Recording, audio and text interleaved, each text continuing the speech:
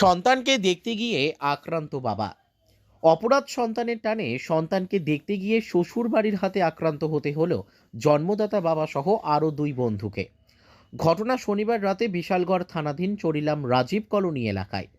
উল্লেখ্য, বিশালগড় উত্তর ব্রজপুর এলাকার বাসিন্দা সাগর দাস চরিলামের মেয়ে তুলসী দেবনাথকে বিয়ে করেছিলেন বছর তিনেক আগে। বর্তমানে তাদের 1.5 বছরের একটি সন্তানও আছে। স্ত্রীর বক্তব্য, নিজের বাড়ি ছেড়ে ভাড়া বাড়িতে থাকতে হবে। অন্যদিকে স্বামী নিজের বাড়ি ছাড়তে নারাজ। এই নিয়ে সংসারে ঝামেলা শুরু হয়। দিন দশেক আগে স্ত্রী বাবার বাড়িতে চলে যায়। এরপর শনিবার রাতে সাগর তার দুই বন্ধু রূপন রায় ও উত্তম দাসকে নিয়ে শ্বশুর বাড়িতে যায় সন্তানকে দেখতে।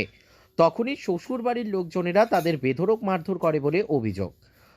হ্যাঁ খালি বাড়া যাইতাম কে? আমার বউ বাড়া যাই না।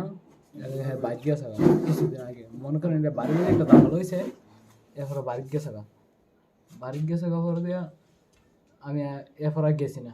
আজকে গেছি, এও আমার পোলার দেওয়ার মন চাইছে এলে গেছি। মনে করেন 10 দিন গেছে যে আজকে গেছি হ্যাঁ দেখতাম গেছি ঘরে দিয়ে আমি গিয়ে তার কুলো টুলো হয়েছি ইতেন কইছি তোরা গাড়িত আইস না আমি যাই গিয়ে তার একটু কুলো টুলো আয় করো গেছি ঘরে দিয়ে তারা মারধর ঠাস্ট করেছে। কে মারছে? আমার সম্বন্ধী শ্বশুর প্লাস ফারাপতি বেশি মানুষ আসলো মারধর স্টার্ট করেছে। এবার আমি কেন আমার কোন কারণে মারে না, আমার ভুলটা কি তখন এমন না হলে আমি কইছি না যে আপনারা মায়ালে আমি খেতাম না। এটাও কইছি যে আপনারা মায়া যদি এমন কোনো ভাড়া দিতাম না। বিয়ে হয়েছে কবে? 3 বছর হয়েছে। শ্বশুর বাড়ি কোন জায়গাতে? শুনলাম তোমার বাড়ি? আমার বাড়ি কান্টুইশ। কি নাম তোমার? সাগর দাস। তোমার বউয়ের বক্তব্য কি? ভাড়া থাকতে অন্যখানে? ভাড়া দিতাম, ভাড়া দিলে সব ঠিক। তোমার বাড়ি থেকে কবে গেছে? বাড়িতে গেছে যে 10 দিন 10-12 দিন। আজকে কারে নিয়ে গেছিলে ওইখানে? এটা নিয়ে দুজন হবে। তারা কি হয় তোমার? বন্ধু বন্ধু বলতে কি আমার কাহা। তোমার কি কি মানে কি করছে এখানে?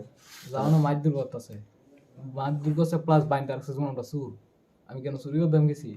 বাঁধতে রাখছে? আর তো বান্ধিয়ে রাখছে, এনে পিছন দিকে নিয়ে এসে বান্ধিয়ে রাখছে। আর তো আমি তো চুরি করতাম গেছি কেন? ঘটনার খবর পেয়ে বিশালগড় থানার পুলিশ গিয়ে উদ্ধার করে আনেন তাদেরকে। Bureau report, news daily Bharat.